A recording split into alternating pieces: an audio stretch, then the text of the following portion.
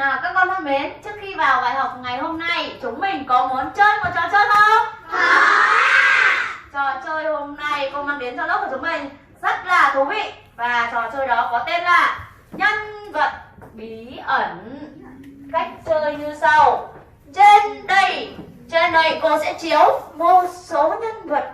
Chắc hẳn những bạn nào có IQ cao sẽ biết ngay là nhân vật nào.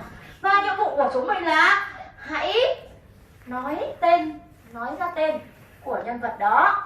Và đội nào trả lời đúng sẽ mang về cho đội của mình 3 ngôi sao. Chúng mình hiểu chưa ạ? Rồi ạ. Còn đội nào trả lời sai thì không được sao. Rồi, nhân vật đầu tiên cô bắt đầu chiếu lên đây. Chúng mình hãy tập trung lên ạ. Và chúng mình đếm ngược nhá. 3, 2, 1. Đây là nhân vật nào? Chúng mình không nói lẹo. Bạn nào biết thứ hai nào không? Xin mời con gái. Bác Hồ. Rồi, con cảm ơn. Một đáp án. Bạn nào có đáp án khác nữa không? Cô xin mời chàng trai nào? Con cô là ông Trump ạ. Ông Trump. Rồi cô gợi ý nhá. Một nhân vật này có họ là họ Võ. Và các bạn nào đoán được chưa ạ? Cô xin mời con gái bằng cuối ạ. Con cô là ông Võ Nguyên Giáp ạ. Võ Nguyên Giáp. Rồi, để mình xem đây là nhân vật ông Trump hay là Bác Hồ hay là Võ Nguyên Giáp. Giúp chúng mình đếm từ 1 đến 3 nào. 1, 2, 3. Võ Nguyên Giáp. 3 ngôi sao dành cho đội AS Movie. Rồi, tiếp theo chúng mình xem nhân vật thứ hai đây là ai nào. Chúng mình đây là ai? Võ Thị Sáu. Nói leo rồi. Chúng mình lưu ý này, nói leo làm đội khác biết được và sẽ trả lời đúng và giành chiến thắng, và đội mình sẽ giành đội thua đấy, nên chúng mình không được nói leo. Bạn nào biết thì giơ tay phát biểu. Cô xin mời chàng trai bằng cuối nào. Võ Thị Sáu. Bạn nào có đáp án khác ngoài Võ Thị Sáu không ạ? Thế là chúng mình không có đáp án khác đúng không ạ? Vậy chúng mình đếm từ 3 đến 1 xem là có phải Võ Thị Sáu nhá. 3, 2, 1. Đó là Võ Thị Sáu rồi đó. 3 ngôi sao dành cho đội BTS. Rồi, tiếp theo chúng mình xem tiếp nhân vật tiếp theo là gì đây? Đây là ai? Rồi, cô xin mời con gái nào? Con thơ cô là Kim Đồng ạ. Kim Đồng. Rồi, vậy cô xin mời một bạn khác. Bạn nào có một đáp án khác với lại tên Kim Đồng ạ? Cô xin mời con gái. Con thơ cô là Nông Văn Dền ạ. Nông Văn Dền. Rồi, để chúng mình xem là có phải là Kim Đồng hay là Nông Văn Dền không nhá. Chúng mình đếm từ 3 đến 1 nào. 3, 2, 1. Kim Đồng. Các con thân mến, Kim Đồng là một đáp án đúng. Và đội gì ạ? AS đã trả lời là Nông Văn Dền. Đó cũng là một đáp án đúng. Vì thế, trong câu hỏi này, cô quyết định dành 3 ngôi sao cho cả hai đội.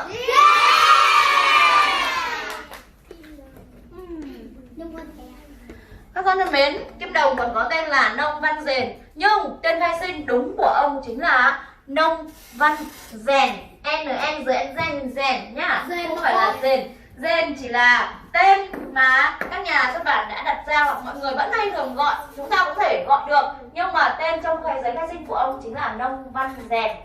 Các mình nhớ chưa ạ? Rồi, nhân vật tiếp theo chúng mình xem đây là ai ạ? Đây là ai nhỉ? Bạn nào biết?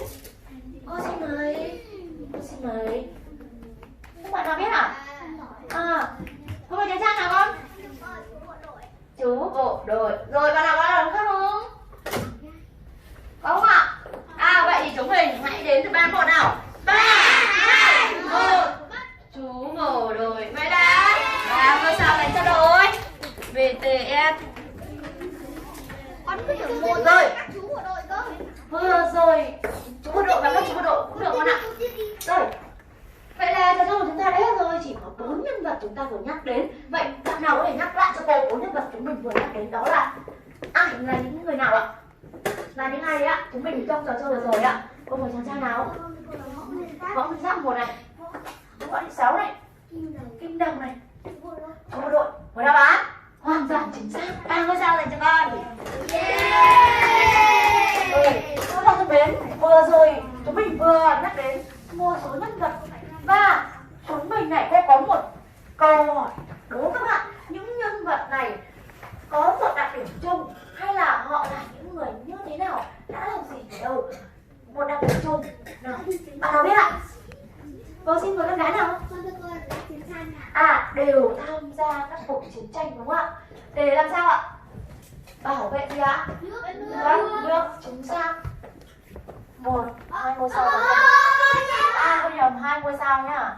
Rồi, vậy họ còn có đặc điểm chung, họ chính là những người anh hùng đúng không ạ? Và để thể hiện tình yêu thương của chúng mình dành cho những người đã làm sao ạ? Có những công lao đóng góp cho đất nước của chúng mình và họ đã hy sinh chính bản thân, xương máu và nước mắt, thì chúng mình sẽ có một ngày mà ngày đặc biệt đó trong tháng 12 này. Đố các bạn biết đó là ngày nào ạ?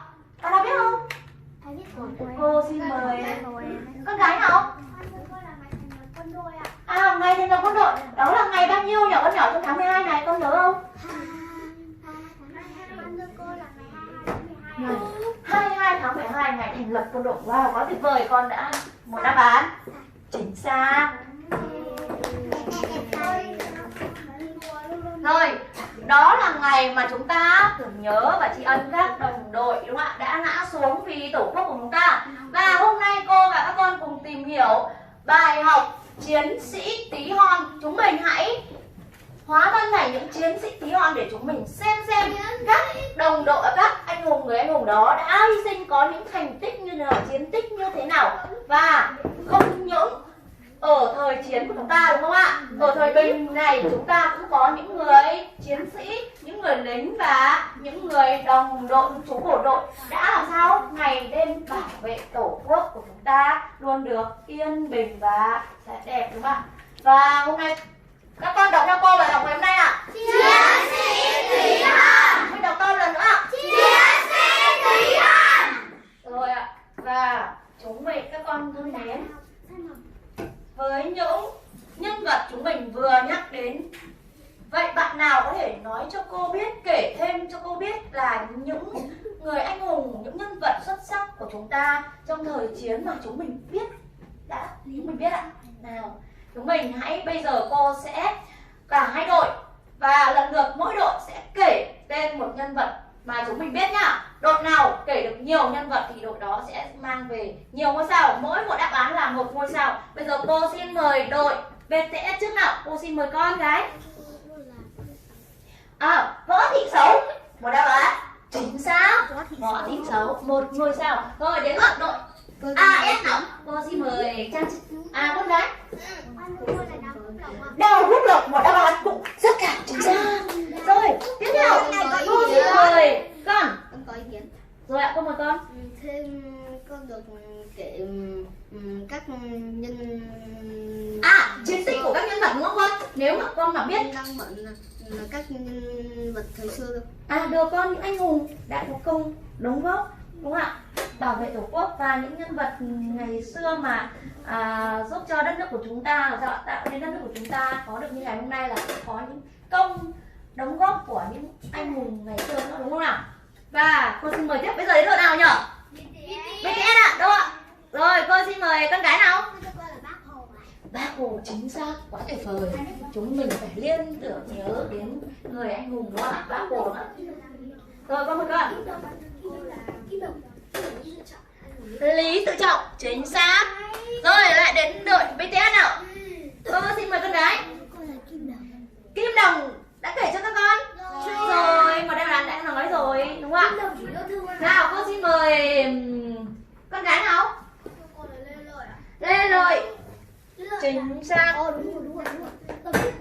Lê Lợi chính xác con ạ. Rồi tiếp theo chàng trai lần cuối Trần Quốc Toản, một đáp án chính xác nữa. Lớp thì mình quá là thông minh, rất là thông minh đúng không ạ? Như bạn biết rất là nhiều anh hùng. Rồi cô với con Chu Văn An, chính xác luôn. Wow tuyệt vời. Nào đội nào nữa ạ? Tiếp đội nào?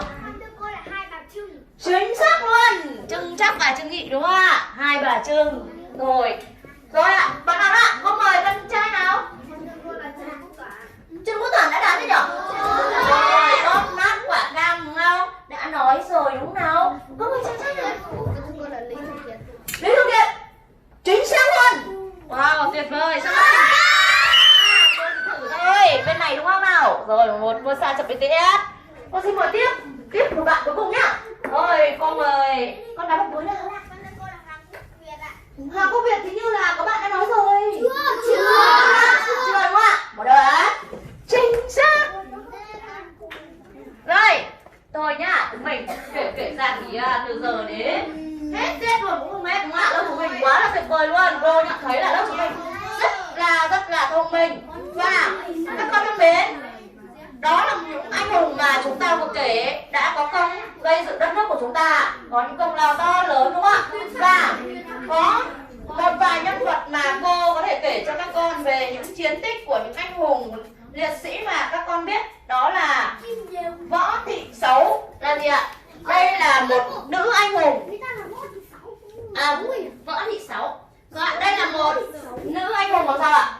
Rất là mãnh liệt, anh hùng bất khuất và trung thành với đất nước. Anh hùng, một người anh hùng có công rất lớn làm sao để bảo vệ đất nước của chúng ta. Và chị là một người con gái vùng đất đỏ. Chị đã vùng đất đỏ ở gì ạ? Tỉnh Bà Rịa Vũng Tàu.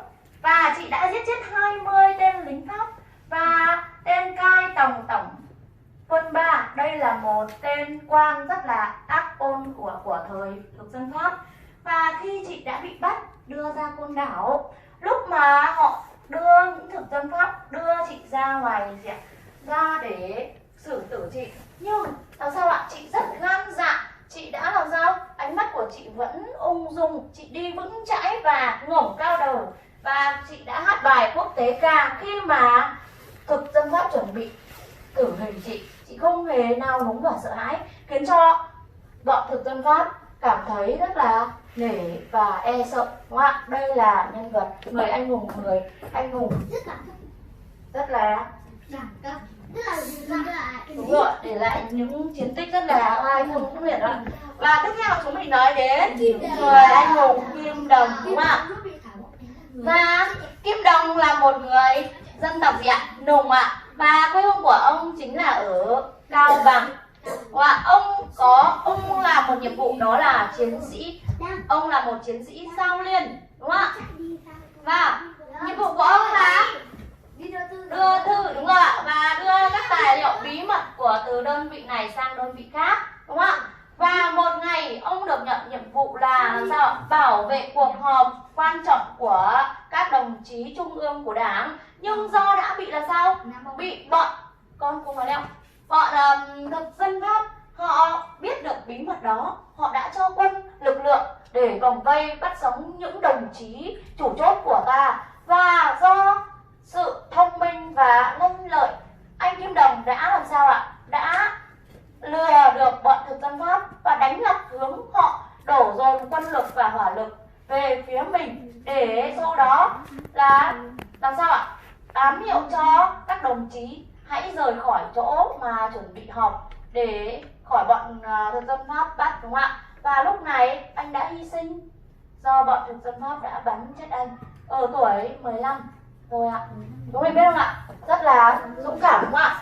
Đó là hai nhân vật mà cô muốn kể. Và tiếp theo chúng mình có thể biết đến những người anh hùng mà chúng mình biết, đó là Bế Vân Đạt, người lấy vai mình làm giá súng đỡ cho súng trung niên. Chúng mình biết có súng trung niên không ạ?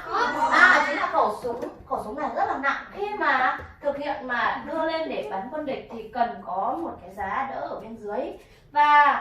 Và lúc này khẩu súng đã không có cái giá đỡ đó rồi. Và đội của mình trong lúc mà anh vẫn đang bị thương và đồng đội của mình cũng bị thương, nhưng mà đồng đội không thể cầm chiếc súng đó lên để bắn, và anh đã làm sao? Đã giúp đồng đội của mình lấy vai của mình để làm cái giá đỡ, giúp cho đồng đội cầm khẩu súng di chuyển và bắn quân địch dễ hơn ạ. Và trong lúc bắn khẩu súng đấy thì khẩu súng đấy nó có bình thường không ạ? Nó sẽ giật và khiến cho vai của anh của anh Bế Văn Đàn sao ạ? Rất là đau đúng không ạ? Trong tình trạng đang bị thương rỉ máu mà bị một chiếc súng nặng nữa cho kề lên vai và bắn giật như thế thì cảm thấy có đau không các con? Rất là đau đúng không ạ? Và vậy kể cả khi mà chúng mình bị đứt tay một tí thôi, chúng mình bị chảy máu thì chúng mình thấy đau rồi đúng không? Rồi, vậy trong chiến tranh những lúc mà anh đã hy sinh, anh không quên cái đau của mình, quên bản thân của mình để có thể là sao ạ? Chỉ có một mục đích duy nhất là chiến đấu và giành chiến thắng. Đó là anh Bế Văn Đàn. Tiếp theo đó là liệt sĩ Phan Đình Giót, chúng mình có thể nhắc đến đó là người đã lấy thân mình làm lấp lỗ cho Mai. Dạ, đấy là những hình ảnh. Mình có biết là lấp lỗ cho Mai là gì không ạ? Thời chiến tranh đúng rồi ạ. Ngày xưa thực dân Pháp nó sẽ làm một cái lỗ mà bé là chỉ tầm 3-40 cm rồi. Vâng, và bên dưới đấy là những họng súng mà khi mà quân địch ta và họ đã làm bẫy là họ lắp vào khi mà quân của ta đi qua ấy, thì sẽ làm sao dẫm đi vào là sẽ bị nổ, họ sẽ bắn và chúng mình sẽ chết, quân của chúng ta sẽ bị chết đúng không ạ? Nhưng lúc này anh Phan Đình Giót là người dẫn đầu và anh đã anh rà soát và qua cái lỗ đấy anh đã làm sao ạ? Anh sẽ lấy thân mình để anh chặn cái họng súng đó, cái lỗ đó để cho đoàn quân của chúng ta có thể tiếp bước tiến lên phía trước. Vậy ạ, đấy là sự hy sinh rất là anh hùng của người anh hùng liệt sĩ Phan Đình Giót đúng không ạ? Tiếp theo các con thân mến, rất nhiều anh hùng mà đất nước của chúng ta đã lấy để đặt tên cho những con đường hay là những ngôi trường mà chúng ta biết, ví dụ như ngôi trường Lý Tự Trọng đúng không ạ? Và như là những con đường như Nguyễn Văn Cừ này, chúng mình có biết con đường Nguyễn Văn Cừ không? Ở trên Hà Nội có rất nhiều ạ. Nguyễn Viết Xuân này và con đường Võ Thị Sáu cũng có. Và một người anh hùng nữa đó là Hoàng Minh Đạo mà chúng ta biết đó chính là đặt tên cho ngôi trường gì ạ? Đào Phúc Lộc đúng không ạ? Người tình báo xuất sắc trong quân đội Pháp, Mỹ và Việt Nam Cộng Hòa. Chúng mình nhớ chưa ạ? Rồi ạ, đó là những người anh hùng mà chúng ta thường nhắc đến đúng không ạ? Chúng ta được nhắc đến và để mà vinh danh và cũng như là cảm thấy rất là sao ạ? Chúng mình cảm thấy có ngưỡng mộ không ạ? Và khâm phục họ không ạ? Rồi ạ. Và ngoài những người anh hùng trong thời chiến ra, chúng mình có những người anh hùng ở thời bình. Đó là những người chiến sĩ, những chú bộ đội, họ đã làm những công việc ngày đêm, họ thầm lặng, họ bảo vệ đất nước của chúng mình. Đó là những công việc gì các bạn biết không? Bạn nào biết ạ? Bạn biết rồi đây. Nào con ơi, xin mời. Ngón tay một cuối ạ. Con gái.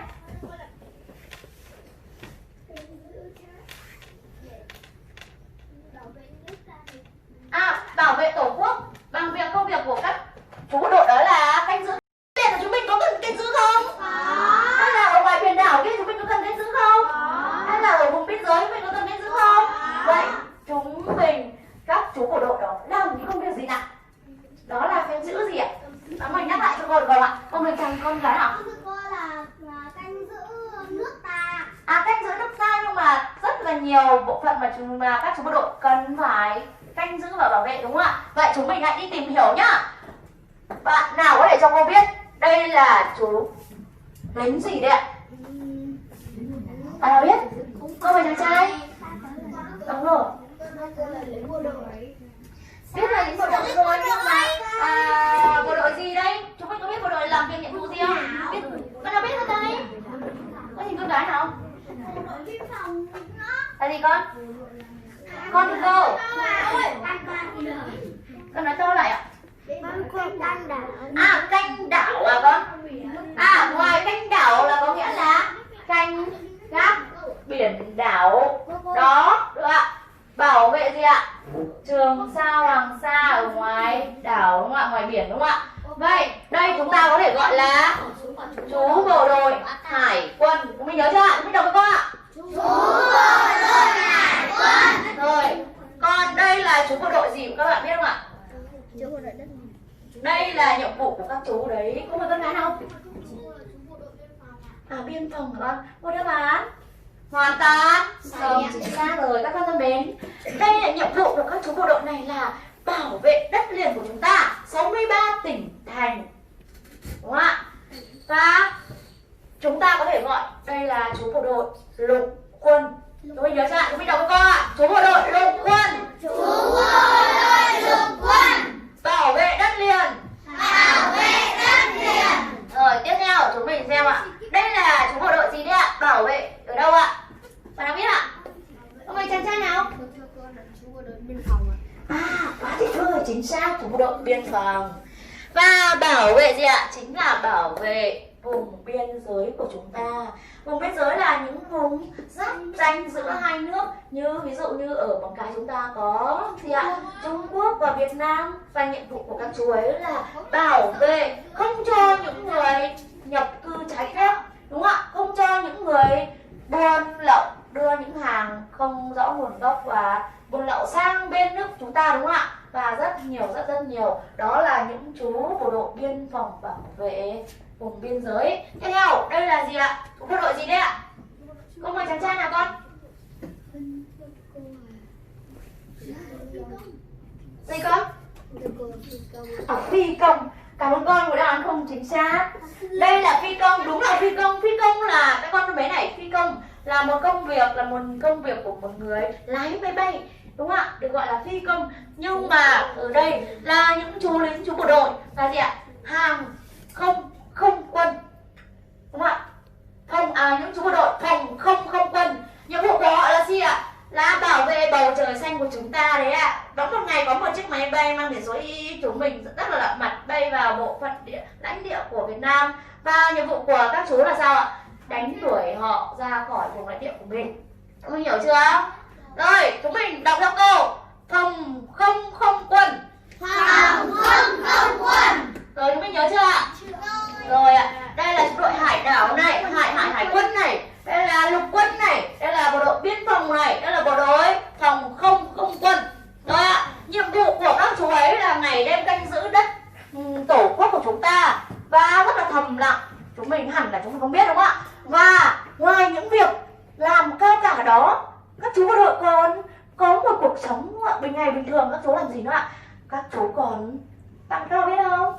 Các chú cũng trồng rau này, nuôi gia súc gia cầm này, để làm sao? Để phục vụ cho bữa ăn hàng ngày của mình. Và điều quan trọng nữa là các chú ấy cũng vẫn luôn ra ngoài thao trường để tập luyện, để làm sao ạ? Có một sức khỏe vững chắc để sẵn sàng cho cuộc chiến đấu khi có chiến tranh xảy ra hay là khi có một tình huống nào bất ngờ xảy ra. Các bạn nhớ chưa ạ?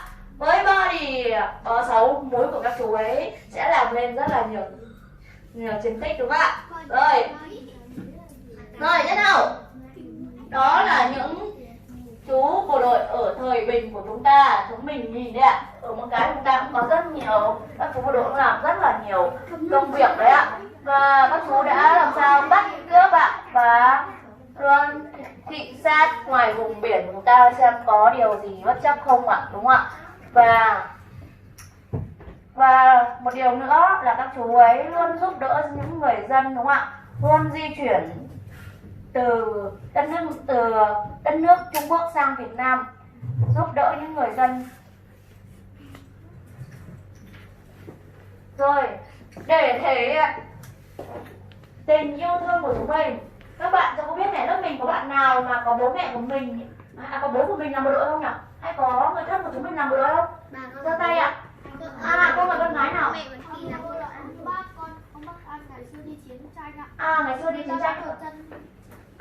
Đúng rồi, bắn vào chân, bây giờ đã để lại những thương tích rất là đau, đúng không ạ? Và những cái mùa lạnh như thế này, thương tích nó càng tái phát và khiến cho bác rất là đau đấy. Và đó là những thương tích mà để lại của chiến tranh á. Cảm ơn con. Bạn nào nữa ạ? Bạn nào có bố mình làm bộ đội không ạ? Con à? Không có con.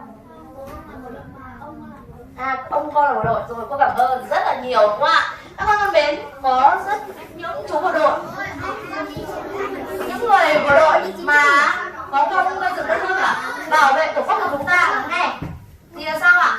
Họ rất là không những giỏi, nhưng mà họ có một điều rất là thiệt thòi là sao ạ? Họ không được ở gần gũi với lại người thân của chúng ta. Họ luôn luôn phải đi xa, đến một nơi rất xa để bảo vệ tổ quốc. Và hàng ngày họ không được ở gần với con cái của mình, hay không được ở cùng với vợ của mình. Và có những bạn nhỏ có bố làm bộ đội thì các bạn đó phải xa bố của mình và không được gặp thường xuyên như chúng ta. Và chỉ có thể là 1 tháng, 1 năm hoặc là 2 năm các bạn ấy mới được gặp một lần. Vậy quá thiệt thòi đúng không ạ?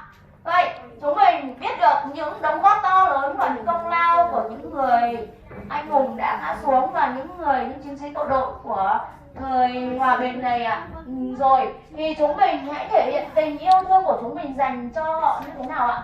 Bằng cách là chúng mình hãy thường xuyên tham gia các gia đình có thương binh, đúng không ạ? Bởi vì những người già đã từng tham gia chiến tranh, chịu hậu quả của chiến tranh, giống như bác của bạn đấy ạ. Bác của bạn đã tham gia chiến tranh và để lại hậu quả là bị làm sao ạ? Gãy chân, đúng không con? Đó được gọi là những dạng người thương binh. Rồi chúng mình hiểu thương binh chưa? Thương binh là những người đã tham gia chiến tranh và để lại những thương tích hoặc gãy chân hoặc gãy tay, cụt tay. Đó là gọi là những người thương binh. Và chúng ta, nhiệm vụ chúng ta là sao ạ? Thăm hỏi các gia đình đó. Tiếp theo, chúng ta hãy, những bạn nào có người thân trong gia đình thì sao ạ? Thì hãy thăm hỏi bằng cách gọi điện hoặc viết thư gửi những lời tốt đẹp đến họ. Còn nữa là gì ạ? Là việc học sinh của chúng ta là của học sinh, đúng không ạ? Chúng ta có thể học hát này, đọc thơ, vẽ, viết thư gửi đến các chú bộ đội. Và điều nữa là chúng ta tham gia các hoạt động công ích, dọn dẹp nghĩa trang liệt sĩ bằng những buổi tuyên truyền ngày 22 tháng 12. Lưu ý khi đến nghĩa trang, chúng mình dọn dẹp, chúng mình có nên vứt rác ra đấy không ạ? Không. Chúng mình có nên leo trèo lên những bia mộ không ạ? Không. Chúng mình có vôi bẩn hay là vẽ bẩn lên đấy không ạ? Không. Đúng rồi, chúng mình không được làm những điều đó, bởi vì làm những điều đó rất là không tốt, đúng không ạ? Và để thể hiện tình yêu thương của chúng mình dành cho những người anh hùng đó, những chú bộ đội mà không đó, thì chúng mình hãy làm một nhiệm vụ, đó là vẽ một bức tranh về chú bộ đội thân yêu của mình. Các bạn có vẽ được không ạ? Bây giờ mỗi một bạn sẽ mang một tờ giấy trắng ra. Chúng mình hãy bây giờ cô sẽ phát cho các bạn một tờ giấy trắng. Sau đó chúng mình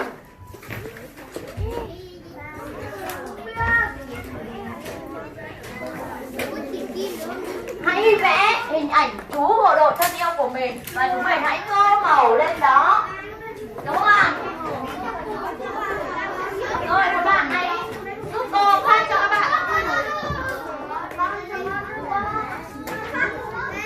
Đây, cô thấy có 2 tờ quên lại.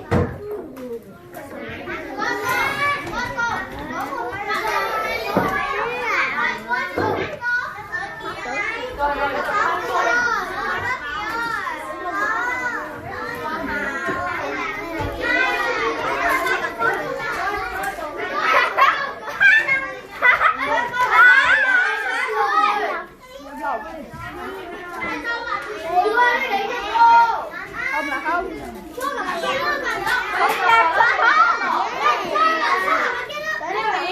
mình vẽ, chúng mình không vẽ bằng tay, chúng mình vẽ bằng mồm nhá.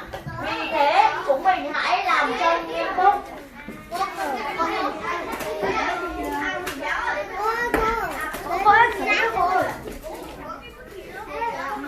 Bạn nào chưa có giấy ạ?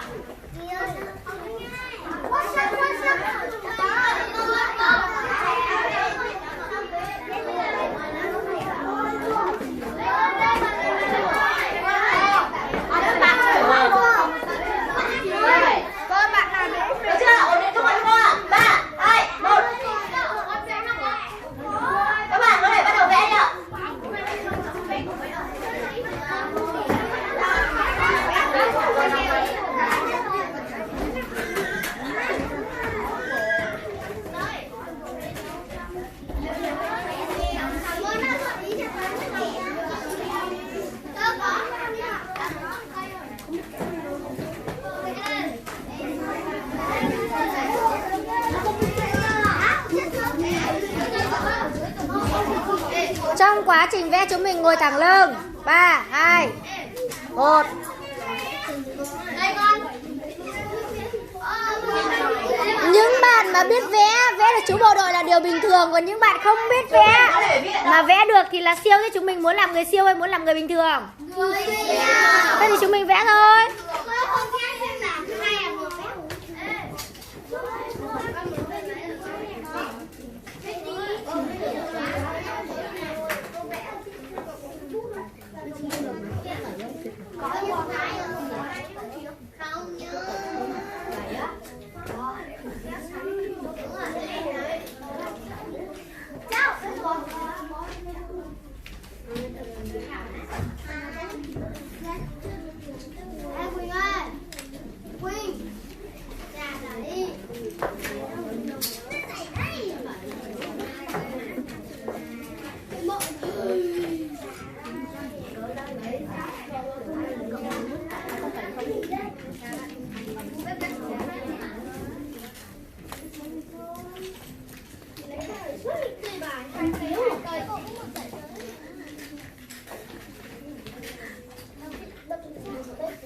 Thì vẽ đi con.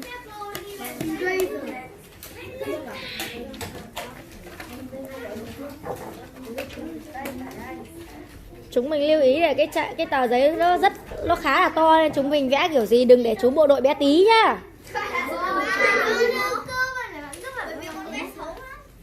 Đẹp mà con vẽ đẹp mà. Đẹp gần Tết.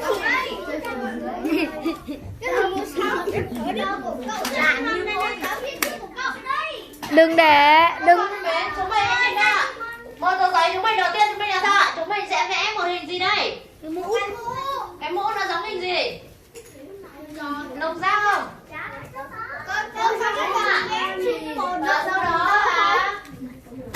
vẽ thành số. Mình phân làm sao phân bổ làm sao bố cục của một tờ giấy cho đều đúng không ạ? Rồi đến cổ.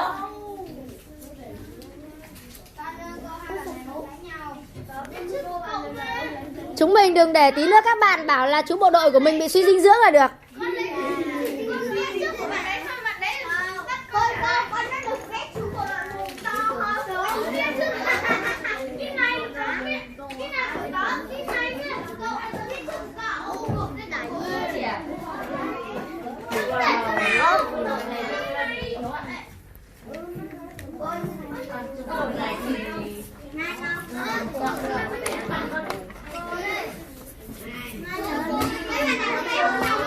Con làm chú bộ đội bé xíu nè. Không phải đâu cô ơi, chắc là chú bộ đội của bà ấy bị suy dinh dưỡng ấy. Đúng rồi, thời chiến tranh không được ăn nhiều thịt đâu nên là các chú bộ đội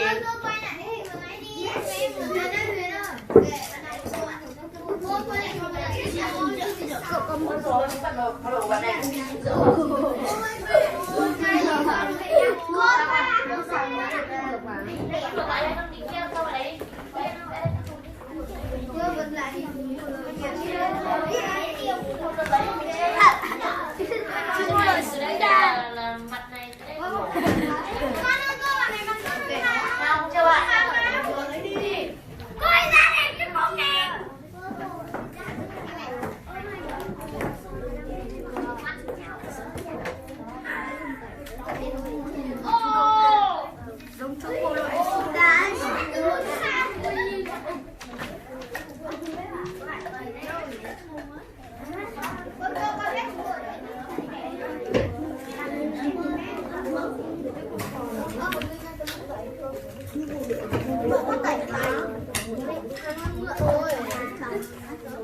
Xong rồi cô.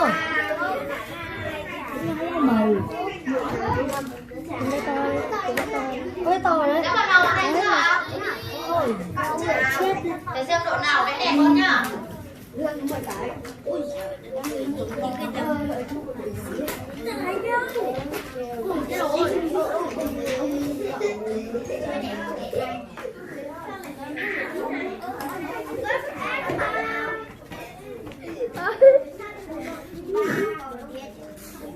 Chúng mình còn 5 phút nữa.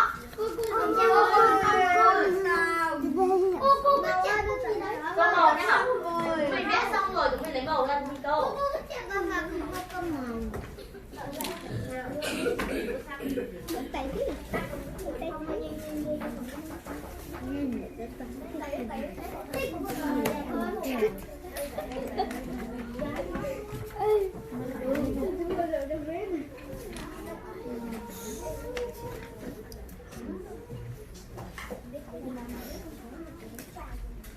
Rồi chúng mình còn 10 giây nữa, có đếm nào?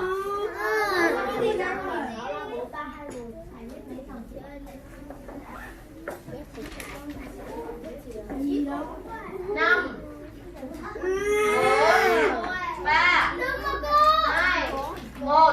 Các con thân mến này lắng nghe. Chúng mình không bạn nào không chưa hoàn thành thì chúng mình hãy mang về nhà chúng mình hoàn thành nốt bức tranh này. Giờ sau cô sẽ thu lại bức tranh đó để đánh giá xem bức tranh của bạn nào vẽ đẹp, vẽ tốt thì cô sẽ tặng 50 điểm cho bạn đó. Các bạn nhớ chưa ạ? Và bây giờ chúng mình hãy kê lên bức tranh đi ạ. Và cả lớp cho cô hỏi đến này ạ. Cho cô hỏi là hôm nay bài học của chúng mình có tên là gì? Bạn nào nhắc lại ạ? Cô phải không? Wow, quá tuyệt vời, chiến sĩ tí hon, chính xác luôn. Rồi ạ. Vậy chúng mình đã biết làm thế nào để thể hiện tình yêu thương của chúng mình dành cho các chiến sĩ và các những người anh hùng đang ngã xuống chưa? Vâng. Và bài học hôm nay của cô đã kết thúc. Cô mời các con cớ gấp hết những bức tranh của chúng mình đã làm cho vở ạ.